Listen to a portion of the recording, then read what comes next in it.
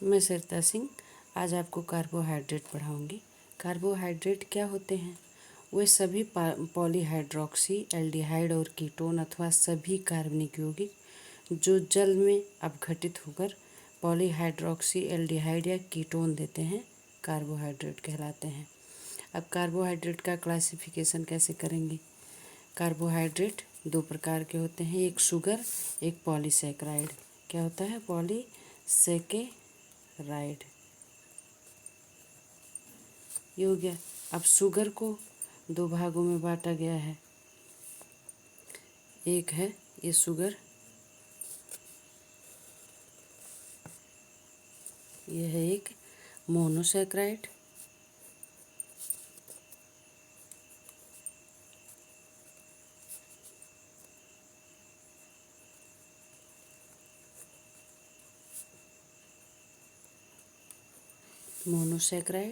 और दूसरा है अलीगोसैकेराइड। अलीगोसैकेराइड।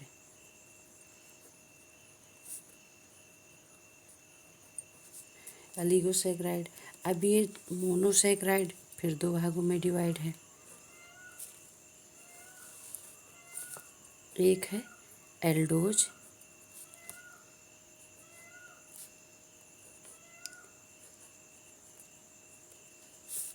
और दूसरा है कीटोज।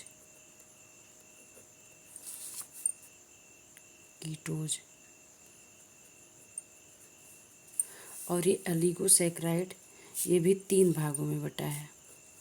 पहला है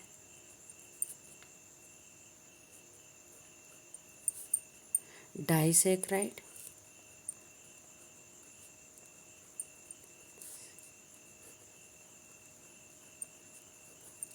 दूसरा है ट्राइसैकेराइड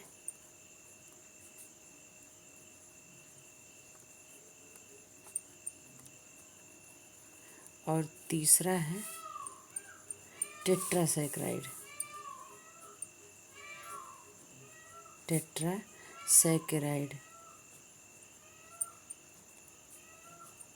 ये तो इसका क्लासिफिकेशन हो गया। अब हम इसका पूरा डिटेल में पढ़ेंगे कार्बोहाइड्रेट को।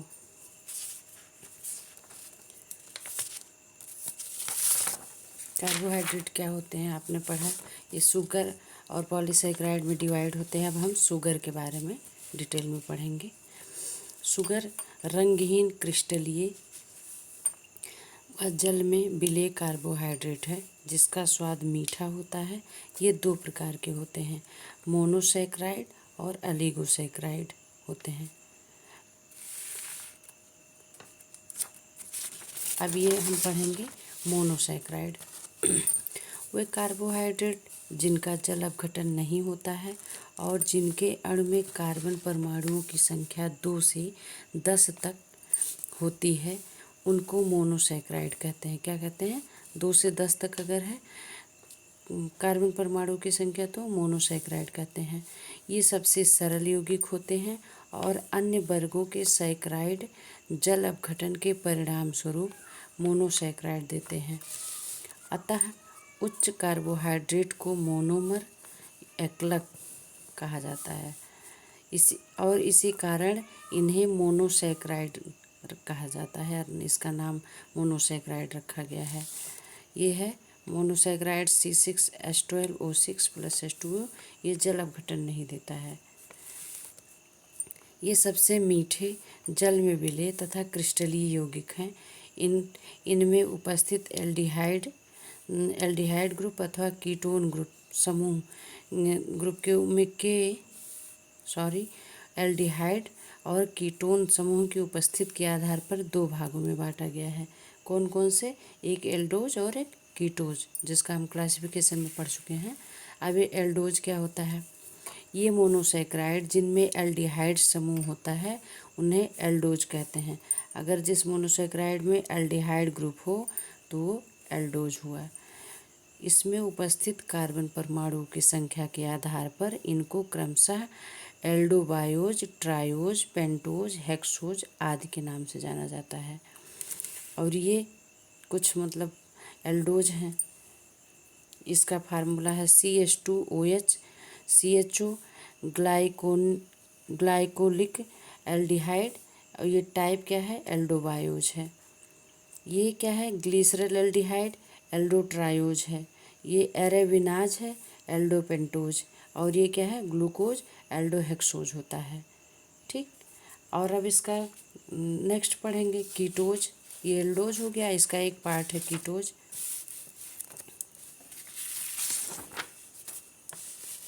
कीटोज क्या होते हैं, वह मोनोसैकराइड जिनमें कीटोनिक ग्रुप उपस्थित होता है। एल्डोज में एल्डिहाइड ग्रुप होता है और इसमें कीटोन है, कीटोज है तो कीटोनिक ग्रुप है इसमें।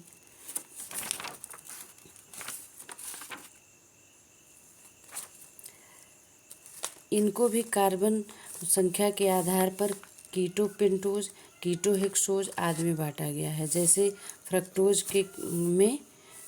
फ्रक्टोज में कीटोन समूह और 6 कार्बन परमाणु होने के कारण कीटोहेक्सोज कहा जाता है। ठीक। अब ये अगर इसमें CHO ग्रुप जुड़ा है तो एल्डोहेक्सोज हो गया, इसमें कीटो ग्रुप जुड़ा है ये तो ये कीटोहेक्सोज हो गया। ये तो हो गया। अब नेक्स्ट है अलीगोसैकराइड। इसमें हम पढ़े थे ना, एक मोनोसैकराइड और शुगर का 2 पार्ट में बटा था और एक अलीगोसैकराइड में। मोनोसैकराइड हम पढ़ चुके हैं, अब अलीगोसैकराइड देखते हैं। ये मोनोसैकराइड के निश्चित अणुओं से मिलकर बने होते हैं जो जल अपघटन पर पृथक हो जाते हैं, अर्थात ये जल अपघटन पर मोनोसैकराइड के निश्चित अणु देते हैं। ये निम्न प्रकार के होते हैं। अब ये कौन कौन से होते हैं, डाइसैकराइड, ट्राइसैकराइड, टेट्रासैकराइड, 3 भाग में डिवाइड हुए। अब ये डाइसैकराइड क्या होते हैं, वे कार्बोहाइड्रेट जल अपघटन पर मोनोसैकराइड के 2 अणु देते हैं, उनको सैकराइड कहा जाता है। कार्बोहाइड्रेट जो जल अपघटन पर 2 अणु देते हैं उन्हें सैकराइड कहा जाता है। ये सभी मीठे, जल में विलेय और क्रिस्टलीय होते हैं। गन्ने का शुगर और सुक्रोज, माल्टोज, लैक्टोज इनके उदाहरण हैं डाइसैकराइड के।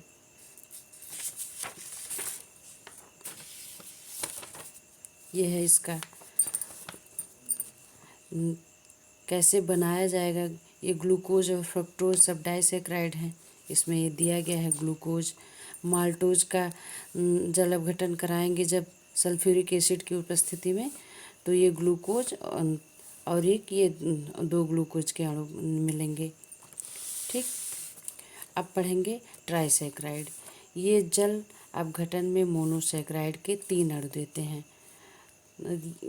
डाइसैकराइड क्या था, 2 अणु से था और ये ट्राइसैकराइड 3 अणु से, बस यही ध्यान देना है।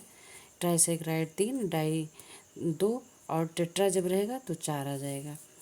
अब ये 3 अणु देते हैं, जैसे रैफिनोस है, इसका जल अपघटन करेंगे तो ये मोनोसैकराइड के 3 अणु देंगे। ठीक।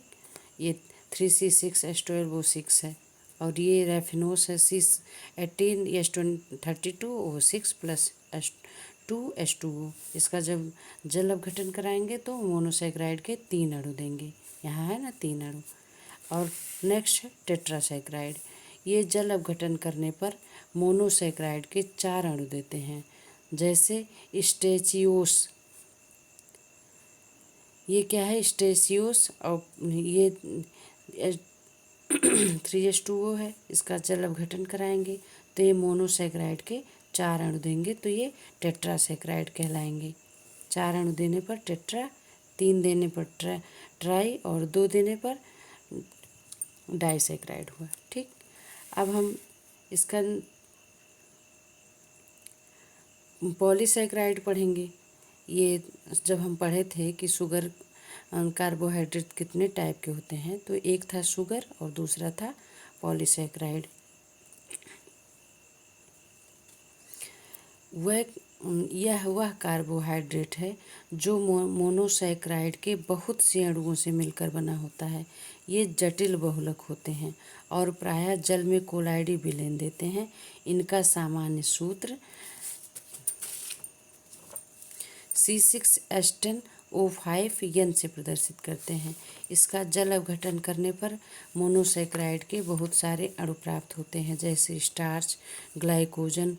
यह जंतुओं में विलेय स्टार्च है। सेलुलोज, डेक्साटिन। सेलुलोज जानवरों में पाया जाता है। ये पॉलीसैकराइड है C6H10O5 अब ये अधिक मात्रा में रहेगा, यन की संख्या बढ़ जाएगी। NH2O जल अपघटन कराएंगे तो मोनोसैकराइड के यन अणु यानी ढेर सारे अणु प्राप्त होंगे। जितना इधर ज़्यादा रहेगा उसका ये उतने में ये डिवाइड हो जाएगा। यदि पॉलीसैकराइड जैसे स्टार्च के फर्मेंटेशन के द्वारा जल अपघटन किया जाए तो पहले डाइसैकराइड और अंत में मोनोसैकराइड बनते हैं। ये क्या है? स्टार्च है। और जब इसका हम फर्मेंटेशन करेंगे तो ये माल्टोज बना C12H22O11। अब फिर ये क्या है?